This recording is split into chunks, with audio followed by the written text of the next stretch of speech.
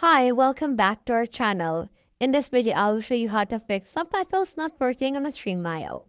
So if it's not working, then what you can do is you can check your add-ons by installing the Open Subtitle add-on. Make sure that Open Subtitles BFG is installed, and you can try uninstalling and reinstalling it. You can also adjust the subtitle settings by setting your default language by going to settings and player and checking a default subtitle language. Make sure it's set to your preferred language. You can also synchronize subtitles. It actually looks like this. You can add this right here and you can also remove something. Now you can also reload the app because sometimes simply reloading the app can resolve subtitle issues.